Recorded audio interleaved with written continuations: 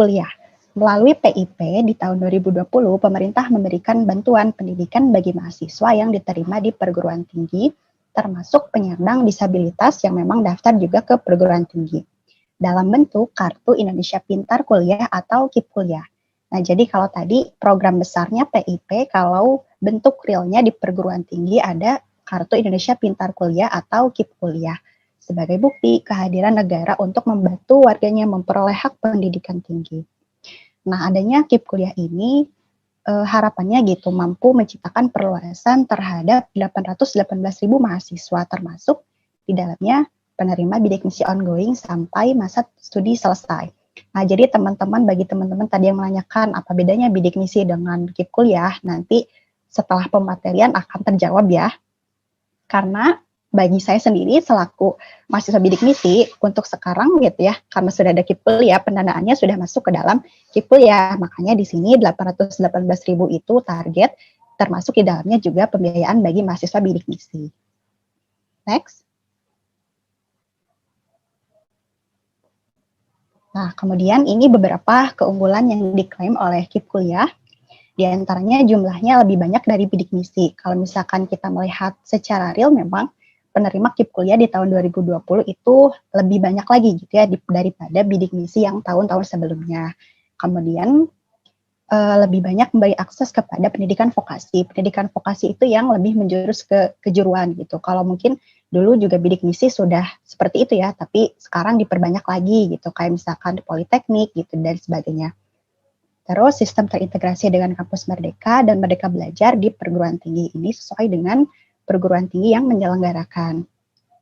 Kemudian KIP Kuliah ini terbagi menjadi dua kelompok, yaitu KIP Kuliah dan KIP Kuliah Afirmasi. Nah, ini juga perlu diketahui oleh teman-teman gitu ya. Ada dua sebenarnya yang tergolong KIP Kuliah biasa dengan yang afirmasi. Nah, apa sih KIP Kuliah Afirmasi? KIP Kuliah Afirmasi itu untuk teman-teman kita yang mendapatkan bantuan biaya program afirmasi pendidikan tinggi atau kemudian disebut ADIK untuk adik Papua, untuk adik Papua Barat, dan adik 3T atau daerah tertinggal, terdepan, dan terluar. Itu sekilas tentang keunggulan. Next. Nah, teman-teman bisa melihat ketika nanti teman-teman mendaftar KIP Kuliah ini, maka teman-teman akan mendapatkan kartu ya, Kartu Indonesia Pintar. Kalau mungkin waktu sekolah, Kartu Indonesia Pintarnya sama sih berwarna ungu, tapi hanya sebagai kartu saja atau identitas gitu.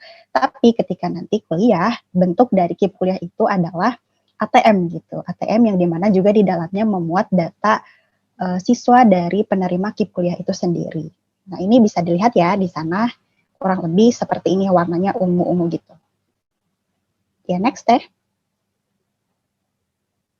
Nah, prioritas penerima KIP Kuliah. Yang pertama adalah mahasiswa pemegang Kartu Indonesia Pintar. Kartu yang ungu ya, yang mungkin sebagian teman-teman di sini juga sudah ada yang punya. Kemudian yang kedua, mahasiswa dari keluarga program PKH atau program Keluarga Harapan, pemegang KKS atau Kartu Keluarga Sejahtera, panti asuhan yang tinggal di panti asuhan ataupun juga di panti sosial. Yang ketiga, mahasiswa dengan keterbatasan akses pendidikan atau afirmasi, termasuk mahasiswa disabilitas yang memang daftar ke perguruan tinggi. Yang keempat, mahasiswa dengan kondisi khusus karena bencana atau lainnya. Nah, poin 4 ini maksudnya beasiswa atau bantuan pendidikan ini bisa saja berlaku insidental gitu, sesuai dengan kondisi. Seperti contohnya ketika tahun berapa ya, di Palu atau di mana terjadi gempa. Nah, itu kan sedikitnya melemahkan ekonomi gitu ya. Nah, kemudian pemerintah mencoba memberikan keringanan gitu kepada masyarakatnya, di mana yang mahasiswa gitu bisa mendaftar bidik misi gitu. Saat itu masih bidik misi juga seperti ini gitu beasiswanya. Dan sekarang juga termasuk kondisi sekarang wabah gitu ya, pandemi. Nah, KIP Kuliah juga diberikan bantuan gitu kepada mahasiswa yang ongoing gitu, yang udah kuliah berupa UKT. Nah, lantas gimana dengan yang tidak termasuk dalam prioritas gitu? Apakah boleh mendaftar KIP Kuliah? Tentu saja boleh. Asal sesuai dengan prosedur dan juga ketentuan yang telah ditetapkan. Jadi bagi teman-teman yang misalkan tadi tidak punya kartu, tidak punya kartu PKH atau juga KKS dan sebagainya yang sesuai dengan prioritas ini juga masih memiliki kesempatan untuk mendaftar. Ya, next deh. Nah, ini persyaratan penerima KIP kuliah. Yang pertama adalah siswa SMA atau sederajat yang akan lulus pada tahun berjalan atau lulus 2 tahun sebelumnya. Nah, yang bisa daftar KIP kuliah ini tentunya teman-teman kelas 12 ya yang sekarang lulus berarti 2021 dan 2 tahun sebelumnya 2020 serta 2019. Jadi itu masih punya kesempatan untuk ikut. Terus yang kedua memiliki potensi akademik baik tetapi keterbatasan dalam ekonomi yang didukung bukti dokumen yang sah. Nah, sebenarnya kan prioritas utama dari KIP kuliah itu adalah yang memiliki keterbatasan dalam ekonomi untuk pembiayaan sekolah gitu ya. Tapi kemudian dalam perguruan tinggi kan ada yang namanya proses seleksi dan yang lain sebagainya. Makanya untuk kita gitu ya tadi jangan putus harapan ketika kita ekonominya kurang tapi mau sekolah, tentu bisa gitu menggunakan KIP kuliah. Nah, catatannya ya tadi kita juga harus mampu bersaing gitu karena ada seleksinya. Artinya ketika kita sudah lulus nih di satu universitas, itu membuktikan bahwa kita juga memiliki potensi akademik yang baik. Nah, kemudian yang ketiga, lulus seleksi penerimaan. Tentu saja ya harus lulus seleksi penerimaan masa barunya dan juga diterima di PTN atau PTS pada prodi dengan akreditasi A atau B serta dimungkinkan dengan pertimbangan tertentu pada prodi dengan akreditasi C. Nah, jadi KIP kuliah ini tidak hanya berlaku di PTN saja teman-teman, tapi juga di PTS ada yang memang menyelenggarakan KIP kuliah gitu. Terus juga pertimbangannya prodinya harus akreditasi A atau B gitu ya. Tapi tidak memungkiri juga ada juga penerima KIP kuliah yang prodinya dari akreditasi C gitu. Asalkan tadi konsultasikan dulu dengan kampus yang teman-teman tuju gitu. Terus yang keempat, dokumen diantaranya ini dokumen utama ya tadi fasilitas prioritas. Kartu Indonesia Pintar, KIP, Program Keluarga Harapan atau PKH, KKS, serta mahasiswa dari panti sosial atau panti asuhan. Nah, kemudian jika belum memiliki KIP atau sejenisnya, tetap dapat mendaftar asalkan memenuhi syarat dan ketentuan. Nah, jadi masih bisa ya untuk mendaftar gitu. Nah, salah satunya nih yang poin 6, pendapatan kotor gabungan orang tua atau wali sebesar 4 juta. Ini maksimal ya jika digabungkan gitu. Terus atau yang poin 7-nya pendapatan kotor gabungannya dibagi jumlah anggota keluarga maksimal Rp750.000. Nah, ini kurang lebih untuk persyaratan sama saja seperti bidik misi ya teman-teman. Jadi itu pedoman bidik misi juga masih sama gitu ya dengan KIP kuliah. Terus yang kedelapan, keputusan akhir penerima akan diambil oleh perguruan tinggi masing-masing.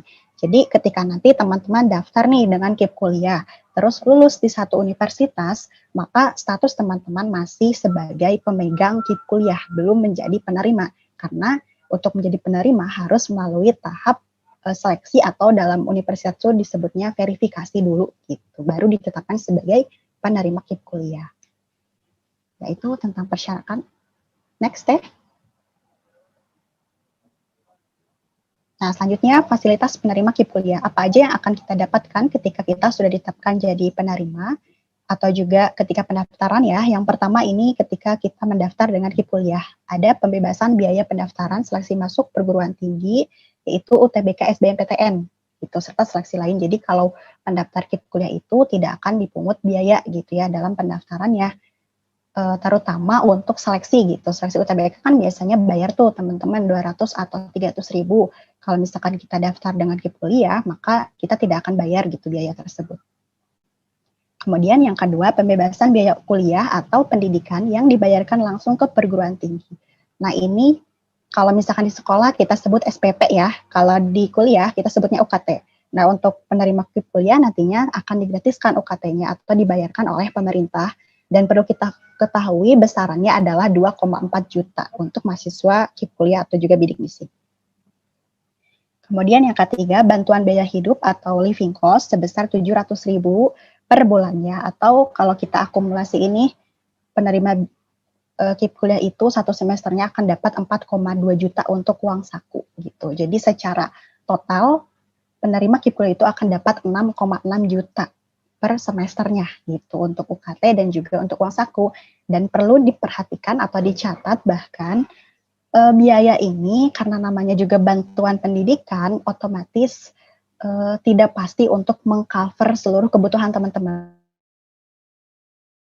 Mungkin bisa meringankan keperluan kita untuk kuliah gitu ya teman-teman. Ya, next ya. Nah, jangka waktu KIP kuliah. KIP kuliah juga ini ada masa berlakunya gitu, teman-teman ketika sudah ditetapkan sebagai mahasiswa, di mana untuk program reguler tentu sesuai dengan jenjangnya gitu. Misalkan di UPI sendiri ada sarjana nih 8 semester, ya sudah berarti KIP kuliahnya berlaku 8 semester. Terus ada diploma 3 misalkan 6 semester, ya sama 6 semester. Lalu gimana kalau misalkan nanti setelah 8 semester tapi belum lulus? Nah, tentunya karena tanggungan dari KIP itu sampai dengan 8 semester, ya sudah yang semester ke-9-nya misalkan itu menjadi tanggungan sendiri atau harus membayar sendiri untuk UKT dan keperluan lain. Nah, untuk program profesi juga merupakan program lanjutan dari program reguler.